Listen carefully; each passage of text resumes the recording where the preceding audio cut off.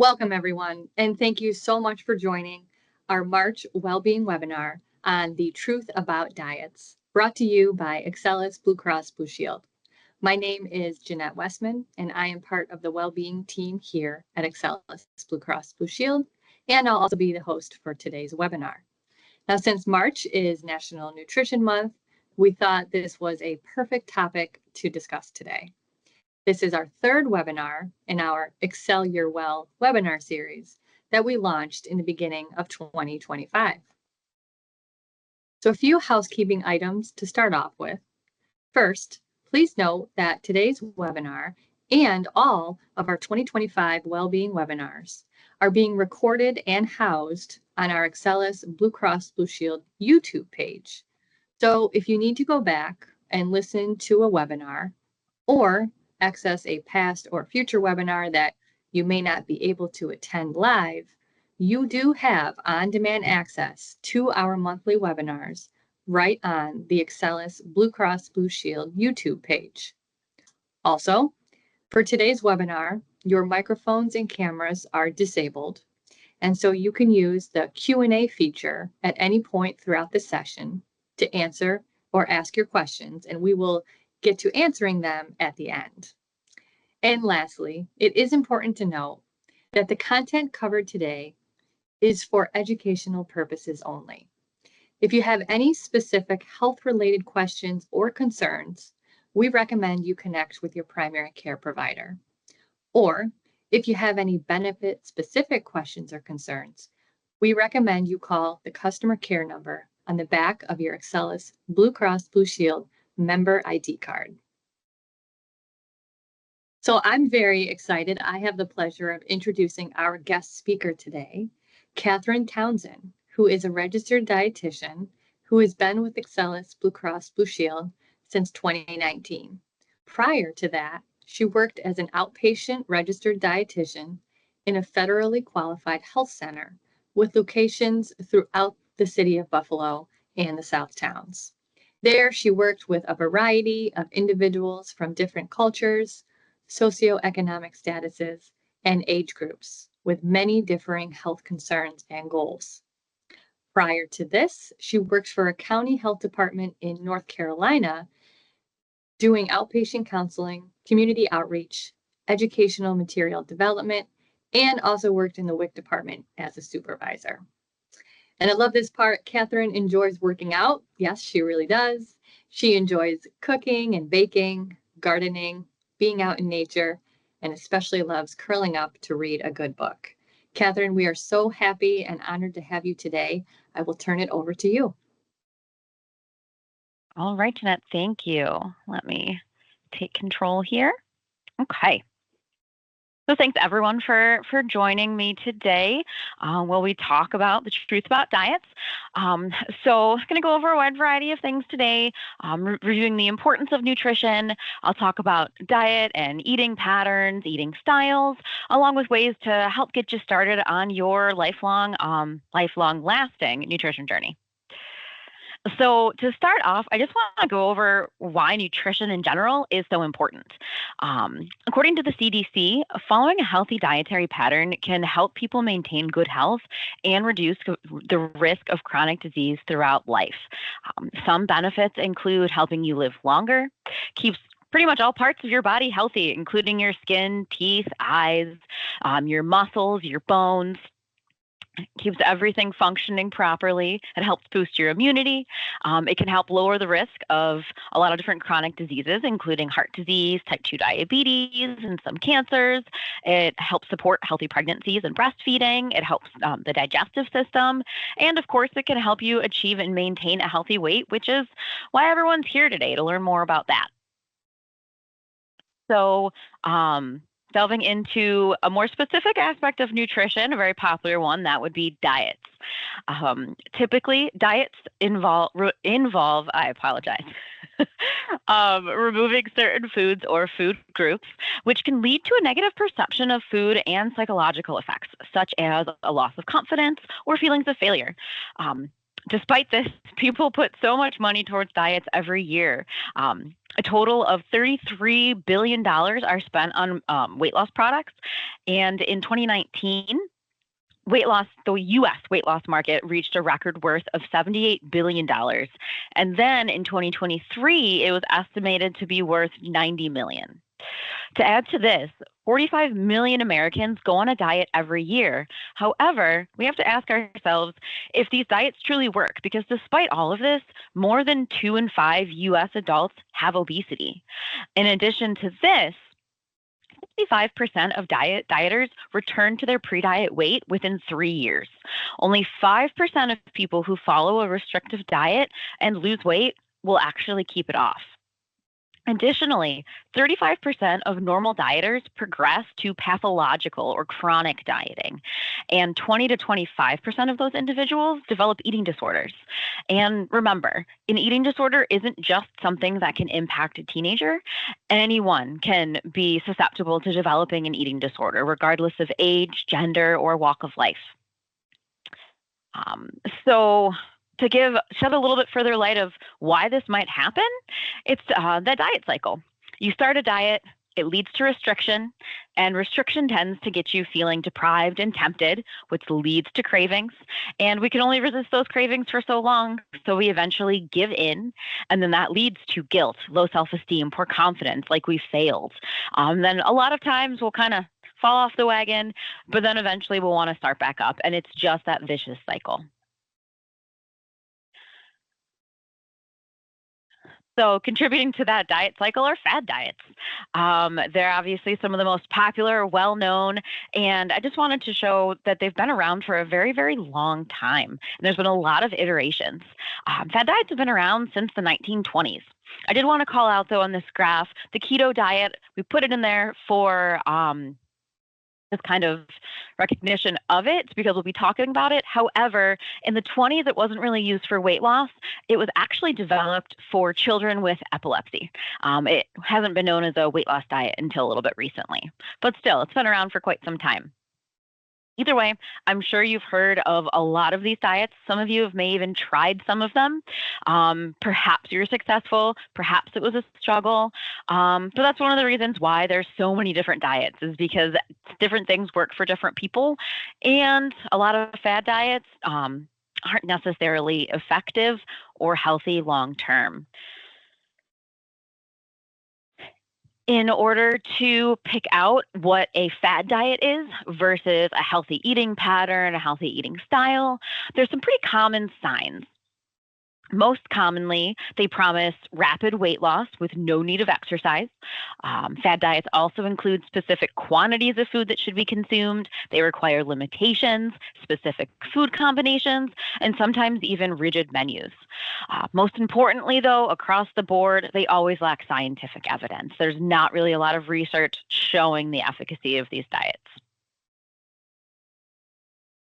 So now that we've got kind of the basics and the overview, I'm going to dig into some more fad diets along with some eating patterns and eating styles. First up, as I mentioned, is the ketogenic diet, better known as the keto diet. Which has been popular as a weight loss diet for some time now. It's known to be very high in fat, moderate in protein, and low in carbs. The focus needs to be high in fat in order to achieve and maintain ketosis, which is where the body burns fat for energy. And it's also actually important to know that even eating too much protein can throw the body out of ketosis. That's why that high fat intake is so important. So the keto diet can absolutely lead to weight loss, but a lot of times it's rapid weight loss in the beginning from water weight.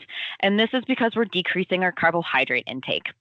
And that's because when we break down carbohydrates, they're stored in the body as a compound known as glycogen, and that is paired with water. So once we stop eating carbs, we use up our glycogen stores, that water weight comes off pretty quick. Additionally, another pro to the keto diet is that dieters do tend to retain some muscle mass because there is still a moderate emphasis on protein, even though you do have to be a little careful about the intake to stay in that ketotic state. So despite these pros, there are quite a few cons for this diet. By restricting and excluding food groups, the keto diet requires a huge shift in eating patterns that isn't generally sustainable long term. It also tends to be very high in saturated fat, which increases the risk of heart disease and other chronic conditions. And although unsaturated fats, those plant-based fats, are around, they are heart healthy. It can be really difficult to do the keto diet while eating primarily these fats because they typically contain carbs in the form of fiber. Things like nuts and avocado, especially, very high in unsaturated fats, very heart healthy, but it can make you kind of drive that carb intake up a little bit too high within the keto diet just because carb intake is so limited. Additionally, when starting to follow the keto diet, some people find that they may become constipated because of that drastic decrease in fiber, because you're not even able to eat many fruits and vegetables. And people can also feel sick, and that's called the keto flu. And this happens as the body's adjusting to being in ketosis. And that's because the body doesn't like having to break down fats for usable energy. It really functions best using glucose from those carbs. So it's an adjustment for the body for sure. There are long-term concerns related to the keto diet as well, and that can include kidney stones, liver disease, vitamin and mineral deficiencies due to the elimination of foods and food groups as well. So bottom line is there's a lot of concerns surrounding keto in the short and long term, and the jury's still out on whether or not it's actually a good tool for weight loss along with other health benefits. Moving on to another fad diet that's been popular for quite some time now, the Paleolithic or paleo diet for short. This diet claims that it encourages dietary patterns that are similar to those of our caveman ancestors. It's very high in protein and moderate in fat and encourages a low to moderate intake of carbs. Plus side is it does focus on high fiber carbs and it does limit processed foods. So the paleo diet can be high in fiber because of that encouraged fruit and vegetable intake, and because it encourages limited processed foods, sugar and salt intake can be lower as well. Despite these pros, once again, there's still a lot of cons to paleo. Because the focus is on high protein and moderate in fat, both of these macronutrients can be consumed in excess, higher than the general recommendations, which can lead to health problems. And also, since the intake of plant-based proteins, including beans, are restricted, the intake of meat may be far too high, which can increase the risk for cardiovascular disease and diabetes. But also, since the paleo diet eliminates beans and legumes, it also eliminates other food groups, including dairy and whole grains. As we've discussed, anytime there's a food group eliminated, there's nutrient deficiency concerns. Paleo can also be a difficult diet to maintain long-term since food groups are so limited, and because it encourages a higher intake of meats, red meat especially, it can be really expensive. So even hard to maintain just from your wallet standpoint, especially these days with the cost of food being so high. And also, as with many diets, it can increase the risk for disordered eating as well. So overall, just like with keto, there's not really enough long-term studies to show if paleo is safe and effective to use as a long-term diet. Switching gears a little bit, we're going to go to the gluten-free diet, which is another one I'm sure everyone's pretty familiar with. The gluten-free diet is an eating plan that excludes foods containing gluten. And gluten is a protein that's found in wheat, barley, rye, and triticale, which is a cross between wheat and rye. It was originally developed for individuals who have celiac disease or gluten sensitivity. However, as of recent years, it's also been boasted as a weight loss diet. However, really the only main benefits that have been found are for individuals who have celiac disease and that non-gluten celiac sensitivity. Individuals who need to limit gluten for medical reasons. There's really not any known benefits for individuals who tolerate gluten just fine to eliminate gluten-containing products from their diet.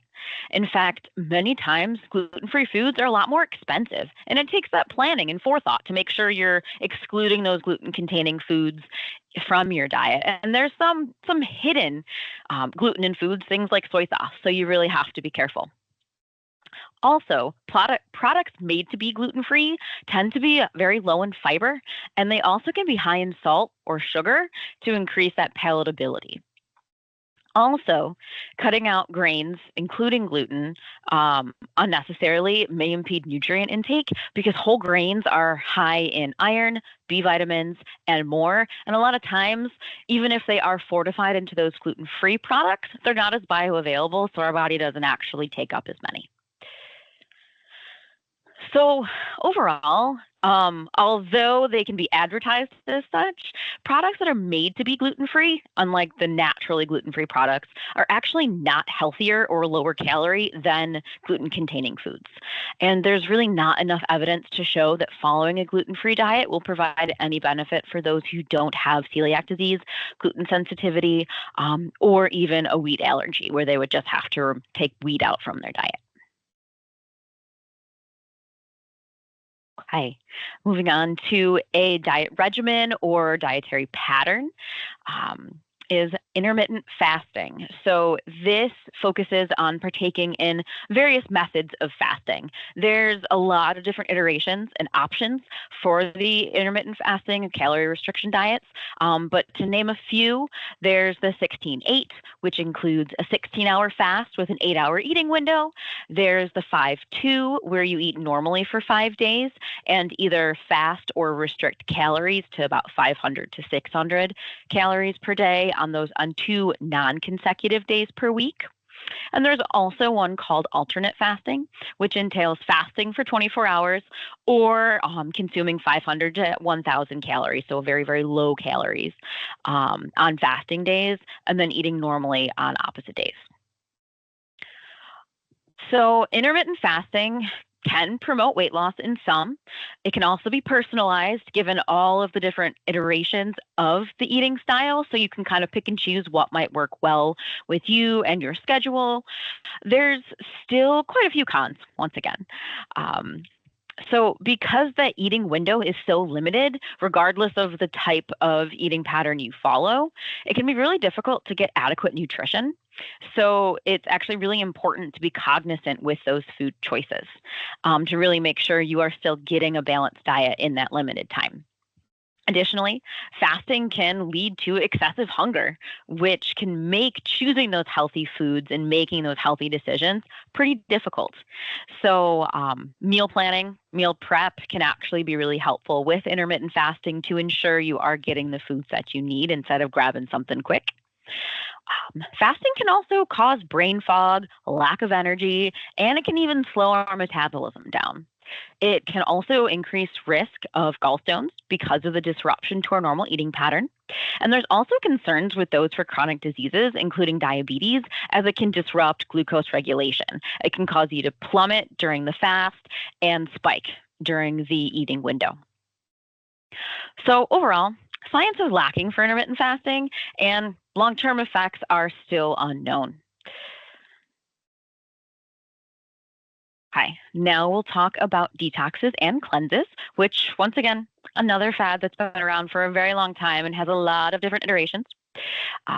So yeah, types of detoxes and cleanses vary, but they do have similarities.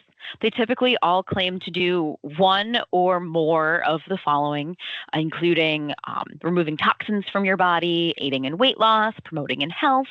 They almost always also include fasting, eating specific foods, avoiding certain foods, or taking supplements, whether they're like teas or pills, shakes, whatever it may be. So as with all of the other ones we've discussed, there are some pros. Mainly, people find that detoxes or cleanses can give a jumpstart to healthy eating, namely because they eliminate numerous foods for a short amount of time. Kind of gets them out of your diet, gets them out of your house. But and then once the program is over, you will slowly add healthy options back in while trying to avoid eating some of those other unhealthy options. limiting those processed foods. Also, since processed foods are limited and alcohol is eliminated during these detoxes and cleanses, some people do report feeling more focused and energetic well in that process.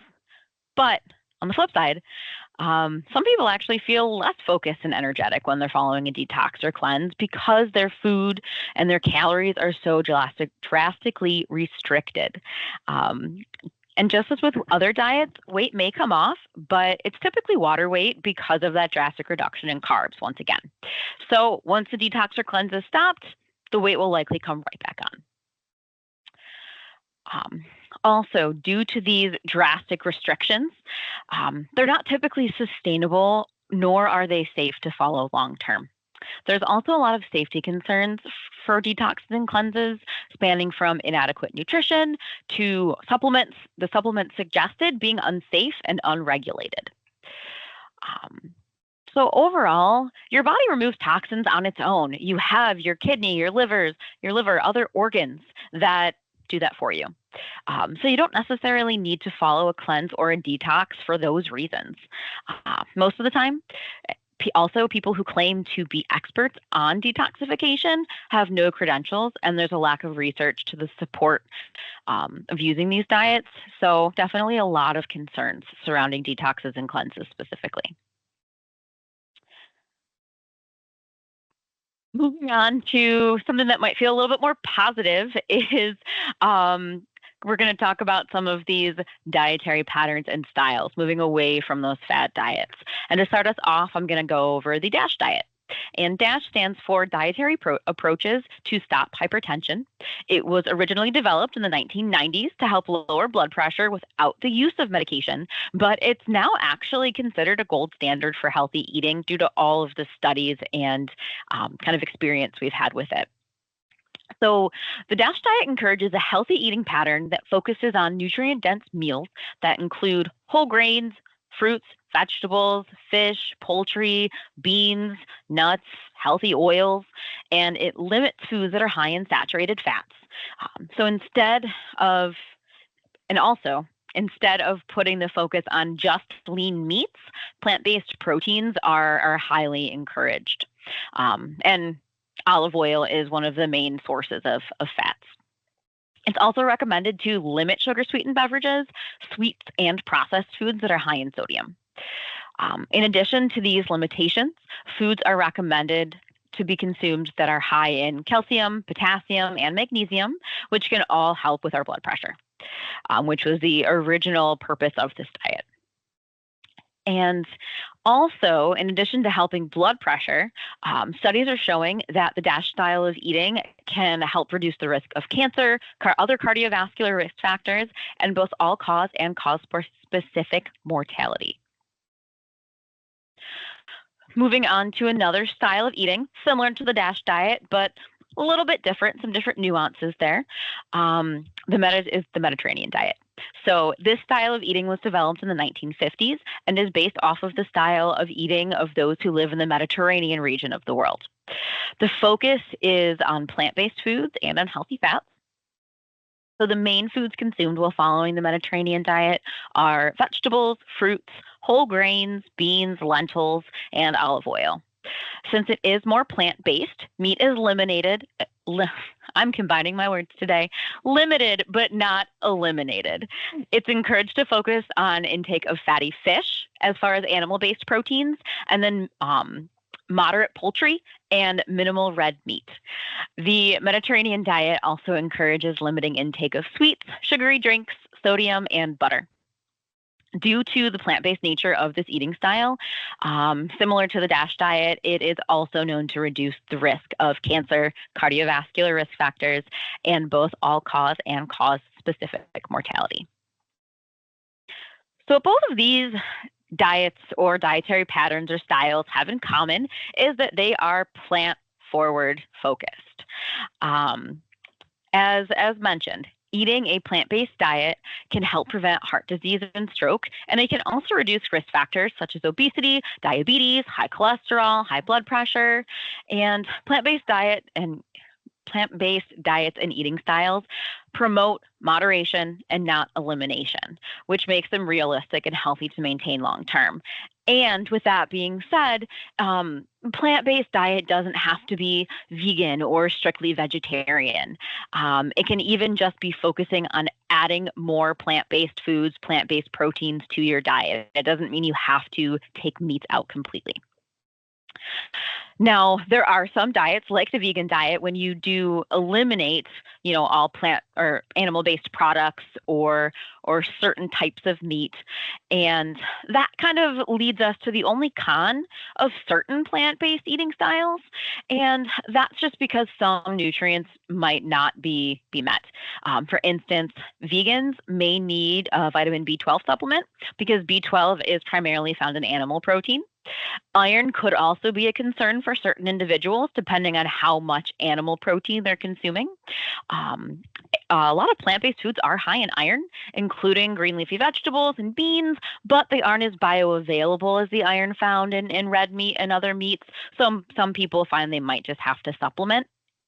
But overall, there's really no downside to following a plant-forward eating style, eating more plants, as long as all food groups are included and if they are not, working with someone to make sure you are supplementing properly. And I also just wanted to go over one other type of eating style before wrapping things up, and that is intuitive eating. Intuitive eating is based on your actions surrounding food. So as opposed to the foods you should or should not eat, it's encouraging how you are choosing your foods. So intuitive eating is a self-care eating framework that integrates instinct, emotional, and rational thought. Instead of villainizing foods like many fad diets, making you eliminate foods, intuitive eating encourages making peace with all foods by listening to your body. So, listening to your hunger and fullness cues, which includes eating when you're hungry, choosing the foods that will satisfy you the most, both physically and emotionally, and stopping when you feel full, even if that means leaving food on your plate, which I know a lot of us grew up having to do. So it can be a really big change.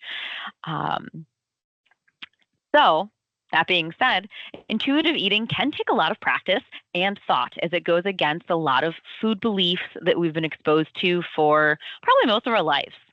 It's important to note that it may lead to weight fluctuation at first because you may eat foods that you haven't had in a long time. Nothing is off limits. You're trying to make peace with what you eat. You have the freedom with intuitive eating to eat whatever you want. So at the beginning, you may find that you are overeating certain foods or you're eating them more frequently, but eventually that novelty will wear off and you'll no longer feel like that food is what you need to satisfy you. It'll slowly just become just a regular food you can eat whenever you want, and you really won't want it all that much. Therefore, over time, it can encourage weight loss and long-term weight maintenance because you are learning how to eat foods in moderation and you're not restricting foods or food groups. You're truly, truly working to heal and improve your relationship with food. So overall, intuitive eating takes patience, being kind with yourself, and throwing away all that negative food noise that many of us have gotten used to, and really breaking those lifelong habits and beliefs surrounding food. In the long run, intuitive eating has consistently been shown to be beneficial for our psychological well-being, unlike fad diets that have been known to negatively impact our psychological well-being. One thing that is important to note, though, is that having basic nutrition knowledge prior to starting an intuitive eating plan is beneficial because in order to really reap the health benefits of it, you do need to have an understanding of what your body needs to function at its highest capacity physically. What actually makes up a balanced diet. All right. So wrapping it up before I turn things back over to Jeanette and we go into questions as well. The webinar is titled The Truth About Diets. So what's the secret? What's the truth? Truth is the path to success isn't about quick fixes. It's about making healthy lifestyle changes and ditching the diet mentality. I know it can be so difficult because we want to see the weight come off quickly. We want that instant gratification, but making those lifetime Those lifelong lifestyle changes can help with long-term success. And ultimately, that's what we want. We want to lose weight. We want to reap the health benefits. We want to keep the weight off. If we're following fad diets, we're making drastic changes that aren't sustainable long term, it's far more likely that we'll fall back into our old habits. We'll regain the weight we lost. Some people even gain more, and we'll lose any benefits we've seen from those diets. I always like to tell people it's a marathon, not a sprint, when it comes to reaching our health goals and maintaining those goals. So, to sum it up, there's a few things that you can focus on when trying to work towards this healthy lifestyle. Um, One thing is practicing balance with foods. Instead of villainizing foods and trying to cut them out, focus on what healthy options you can add in. This way, you'll naturally eat less of the foods with lower nutrient density over time without necessarily missing them. Another thing I always say is that it can be so much easier to add healthy options in and focus on that rather than trying to focus on the foods that you are eliminating. Um, it also helps remind us that no foods are off limits when we're not trying to eliminate foods. Instead, we're trying to focus on that positive. Um, but focusing on eating those whole foods is going to be important. So things like fruits and vegetables and whole grains and lean meats and plant-based proteins, these are all the foods that are going to nourish the body the most. And one way that you can kind of make it easier to add these foods in is through meal planning. So that way, you're not having to think about it every single day. You plan it out one day a week and it's all good to go for you. Takes the guesswork out of things. It's also important to remember, though, that for many, food isn't just about nourishing our body. It's rooted in family traditions and religious practices. And this is why moderation is so, so important, because sometimes food is how we connect with our loved ones and our faith and our friends. So putting up strict rules surrounding foods can impact this. It can impact how connected we feel to our people and our faith. Outside of food choices, because it's not just food, it's a healthy lifestyle. It's also important to make sure you're exercising regularly, you're drinking enough water, you're getting enough sleep, and you're managing your stress as best as you can. And this will make sure that the body is also functioning at tip-top shape. Also, and I think the most important thing is check in with yourself and see how you're doing and feeling, and see if you need some extra support, because it can be really difficult to make some of these changes. There is absolutely nothing wrong with asking for help, and help can come in a lot of different ways. It can come from a professional, like a dietitian, like myself, or it can be a friend or a family member. You absolutely do not have to go through this journey by yourself. So, to fully sum it up, I always tell people every little change you make and maintain adds up over time. It's all about those baby steps. And eventually, they will all work together to help you reach your weight loss goals or your other health goals.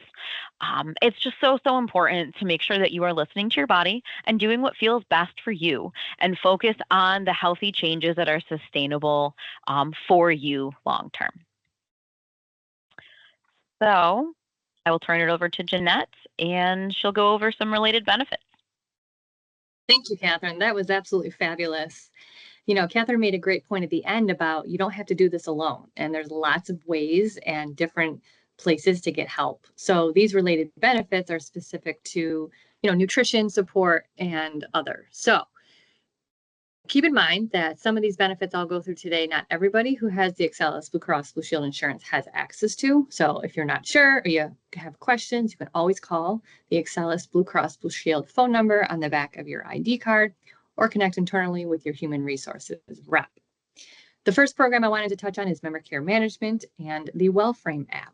So this is a team here right at Excellus BlueCross BlueShield, just like Catherine, who are a team of registered dietitians. We have nurses on staff. We have behavioral health specialists. We have tons of professionals here that can help you with different life challenges, goals, health conditions, etc.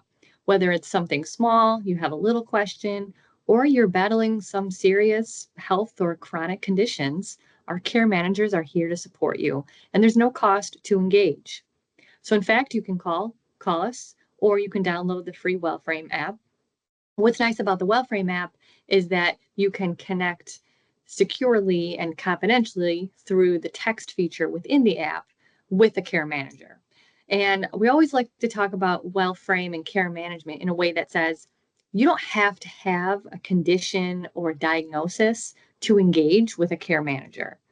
There are some conditions and associated health-related conditions on this slide here on the bottom you can see, such as substance use, depression, diabetes, etc. Those are all examples of conditions they can help support and coach, but you don't have to have a condition. So a good example would be is maybe somebody, a physician told you recently that you have high blood pressure and you need to reduce your salt intake. You could connect with a registered dietitian at Excellus BlueCross BlueShield, and they could coach you or give you some ideas around a low salt diet. So that's just an example of a resource that you have access to as part of your health insurance. Another resource is Thrive Well. Now, not everybody has this. Everybody has WellFrame, but not everybody has Thrive Well. So check your benefits. But this is a digital platform for your health and well-being. And it's wonderful. It is not one size fits all. It touches on a number of different wellness and well-being dimensions that can really be focused on the areas that you want to improve the most, whether that's physical activity, healthy eating, which we're talking all about today, improving your sleep, reducing your stress. There are tools and resources and features within this digital platform that's available right on our website that can really help strengthen and support your journey and goals towards better health and well-being. Part of the Thrive Well program is a benefit called Food Smart. And this is a digital nutrition component that provides you with tools to help you make those sustainable changes that Catherine was talking about. So for example, if you take the Nutra quiz, you can see how your eating habits stack up and you'll get some personalized tips and suggestions. There's a very big recipe database. And what I like about it is you can actually set your preferences for recipes. So for example, if you are looking to reduce your salt intake or your red meat, or maybe you have celiac disease and you need to filter out gluten recipes, you can set your preferences so the recipes come to you for only those dietary patterns that you're looking to follow. You can also export your grocery list. So once you see a recipe and you see all the ingredients, you can text or email those ingredients right to your phone so you can easily grab those ingredients on your way home from work at the grocery store. Another benefit you have access to through Excellus BlueCross BlueShield is a program called Blue 365. And this is an online marketplace where you can actually save money by shopping for deals and discounts on different health and wellness related products and services. There are lots of retailers that partner with the program. There's a screenshot of some of them here, but you can filter by nutrition, for example, and see the different nutrition deals that you can take advantage of.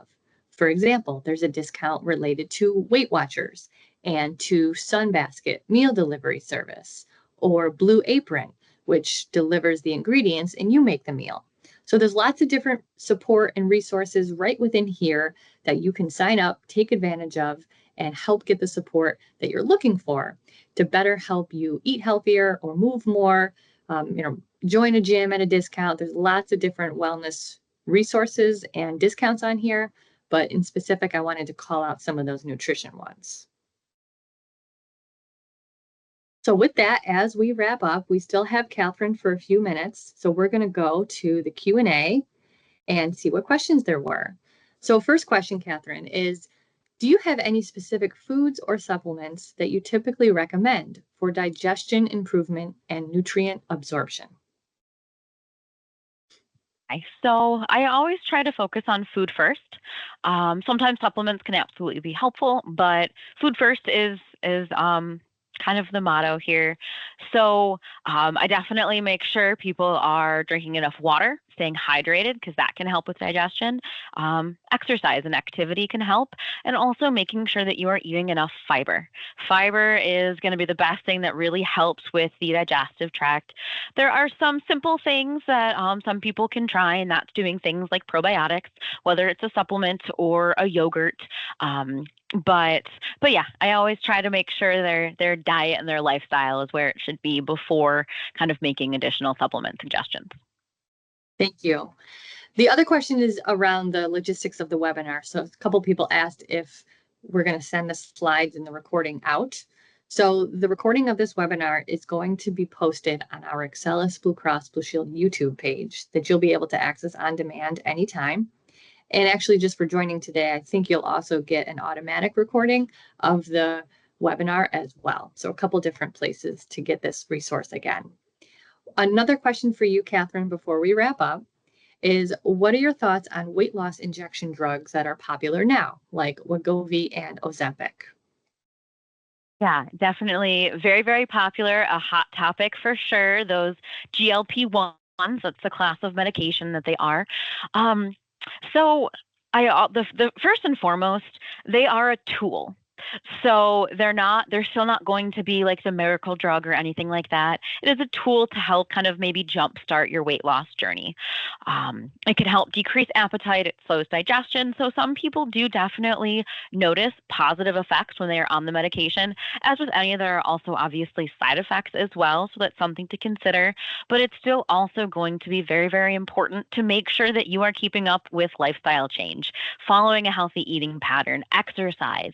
And in fact, in order to get these medications covered, if your plan covers them at all right now, you do have to actually show proof of working on your diet previously, and for a lot of them too, you need to actually continue contact with a dietitian or a weight loss program. So yeah, bottom line is they can absolutely be helpful for some people, but it's incredibly important to remember that it is a tool. Thank you. Next question for you is there any truth to whether or not there are certain foods that should be added or subtracted to help and support menopause symptoms? So that's there's not a lot of research really on it at this point in time. Like there's some that shows that soy could be a factor and you would want to eliminate soy. But for the most part, to my knowledge, specifically into the research that I've looked into, it's really just going to be about eating a healthy, balanced diet. I know sometimes certain vitamins and minerals can help with some of the side effects, but yeah, a lot of it is just maintaining a healthy diet and exercising.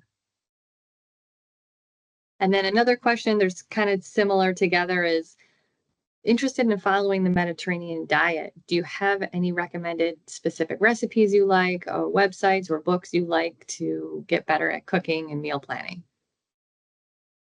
There's a lot of options out there. There's a lot of cookbooks to help with following the Mediterranean diet. I don't have any specific that I would recommend, but I mean, even if you go into your local bookstore, there's plenty of options there. There's a lot of websites too. The first one that comes to mind is eatingwell.com. They have like different diet centers where it's like articles and recipes that are focused on a specific style of eating. And they do have a Mediterranean diet center that can help get you started. And, of course, also it's shameless plug, but I'm here.